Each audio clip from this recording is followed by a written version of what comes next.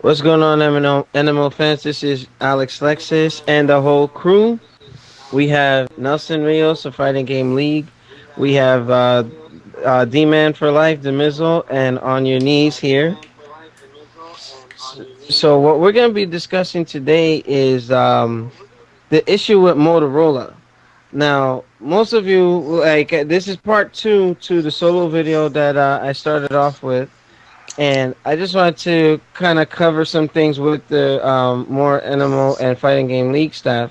Where now I had come up with some points where Microsoft and Motorola apparently they've been fighting behind the scenes, and it's only now that it's becoming like an issue where it's going to affect the movement of Microsoft units in the U.S. and Germany.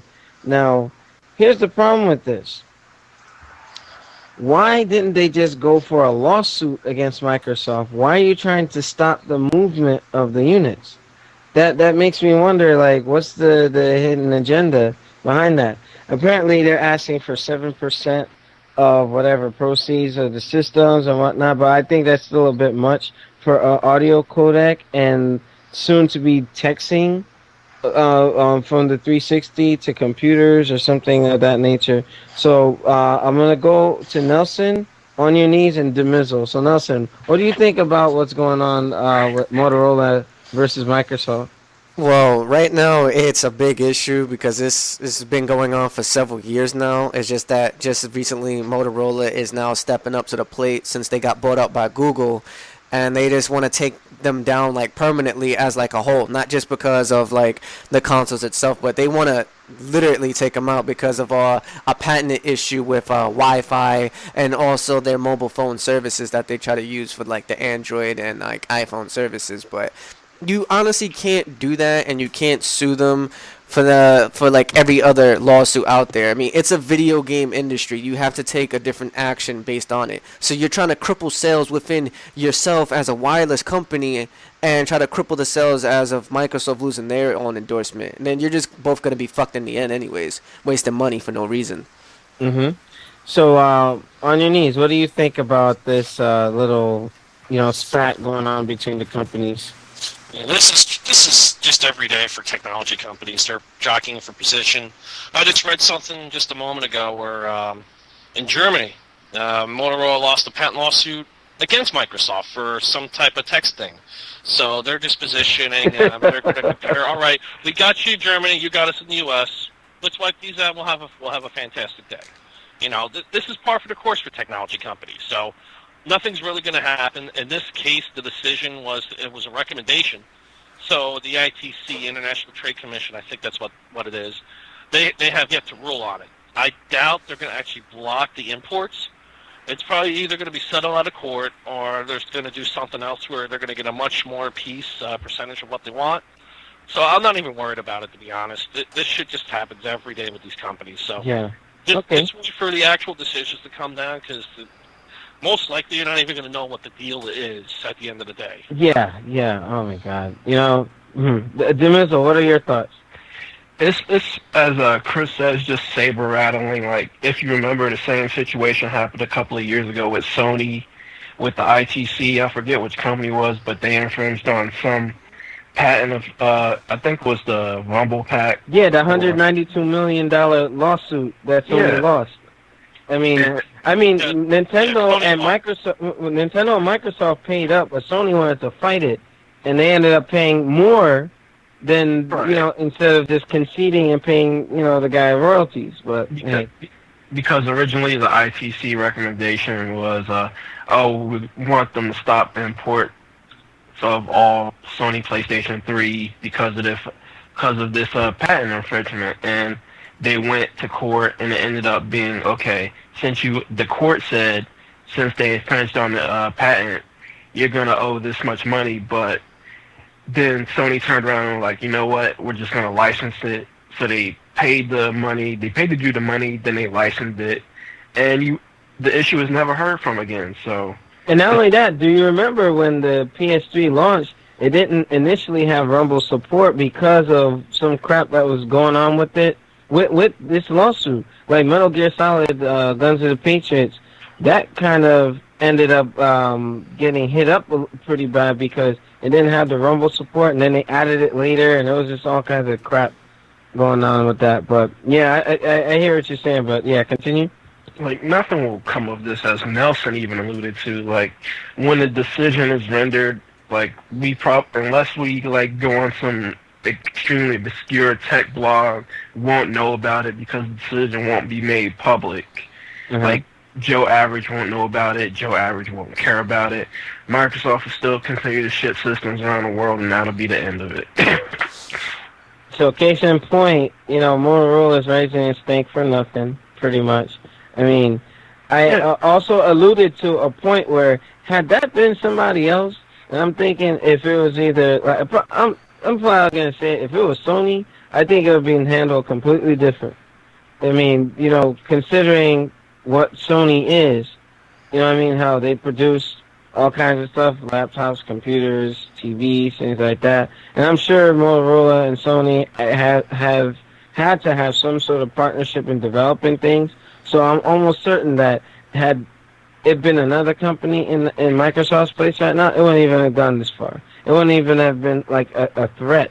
It would have been some backdoor deal, like Sony is used to doing, and nobody would have ever heard about it. Unfortunately, Microsoft kind of got put out there, and if they did infringe on that, hey, shame on you, Microsoft. Slap on the hand. Don't do that again.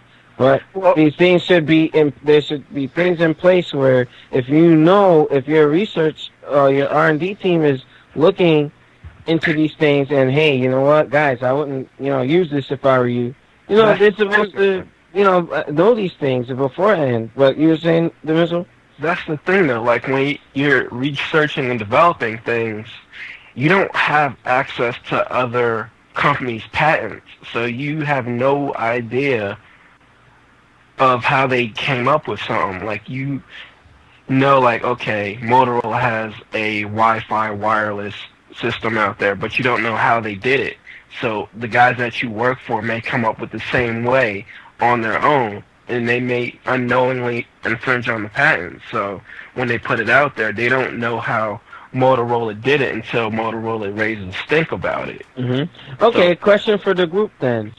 Do you think that that's good practice? I think if somebody has a patent, they have to put it out there to avoid these lawsuits. What do you think, on your knees? And then Nelson. It's not really practical. At the end of the day, everything is fucking patented. Copy paste, right clicking. You'd be amazed at what's patented. So it's a matter of you would have to pay someone too much money and spend too much time researching patents to find out what's there and what isn't. Mm-hmm. That's why you're just better off settling the cases as they come up. You fight them if you can, or you fight them for a while just to get the settlement lower. Then you just go on with your business. At the end of the day, that's what happens. Okay. There's just too many patents out there, and too many things are patented, and it's just a mess, to be honest. But they just go about their business, and usually doesn't really affect them much. Okay. Unless you have something obvious going on there, like with the Rumble packs. But Microsoft and Nintendo were smart. They just paid up. Yeah, they paid up. And then I actually punched up that story. It was like a $90 million $90 million verdict. And then in 2007, Sony finally settled out with Immersion. That was the company that's selling them for an undisclosed amount. Yes, we know what the amount was. So, all right, Nelson, what are your final thoughts on this topic before we jump into the quick Infinity War? Because I know Nelson has to get out of here in about 20 minutes. Yeah, well, basically, I know for a fact that Microsoft usually tends to like patent everything that they do, especially with the first Xbox when you had to use the little wireless thingy, which was also used by Motorola's wireless technology, yet they did not complain about that. Only time when they complained about it is when both the PlayStation 3 and the Xbox 360 Slim had similar frequencies in using the certain wireless settings that Motorola wanted to get on Microsoft's case because there was other backed up shit along with the mobile service that they had and Microsoft as a company in general. So I think it's just Motorola just trying to get a stab in the back, trying to get some quick cash. That's just it. And Microsoft is fancy there trying to bring Obama into it. It's like, come on now. But I mean, all right. So shifting gears real quick. On your knees. has brought a topic to my attention between Activision and Infinity Ward. So the gaming world, I hope IGN and a couple other guys are following this. Now, it's almost as if it's like a Watergate thing going on, like people spying on each other and all this stuff. I mean, what the fuck? This was fun to read. It made me laugh a bunch of times. Oh yeah, so shed some light on this. But essentially, this was going on 2 years ago. You might already know. Back in around March 2010, Activision fired or laid off, dismissed, what have you, 2 senior executives, Vince Zampella, Vince Zampella and Jason West. Yeah, that was a fucked up thing. Yeah, the way they got kicked out of their office was kind of wrong. Like... Yeah, there was they got raided. Yeah, there was a bunch of shit that happened, but you guys can check that out if you want on your own. But essentially, they sued. They sued Activision. Activision countersued them and EA because they both ended up going to EA as a subsidiary with Infinity Ward. And the EA Activision settlement case was settled, probably for nothing, because Activision realized they had nothing. But it's a back and forth, and now this West and Zampella's lawyers are asking for upwards of $1 billion in terms of royalties and bonuses. What? Essentially, based on the contract they had, they actually owned creative rights to the franchises, and they were also entitled to royalties on anything involved with Call of Duty, including the engine, which was leased out to at least one other company. I have the article. I Treyarch. Yeah, Treyarch's. And the Treyarch games and a bunch of other games use the Call of Duty engine, so they're entitled to bonuses and royalties on those games. And when all is said and done, they estimate the value to be upwards of $1 billion. Now, they're not going to get that, just like with everything else. Yeah, right, yeah. $1 billion? Yeah, I saw People that. don't understand that number. Like, what the fuck, really? Like, God. Oh, my God. $1 billion is a little bit excessive, if you ask me. Just a bit. Yeah, because that's like Activision and Blizzard's like one of their bread and butters outside of World of Warcraft.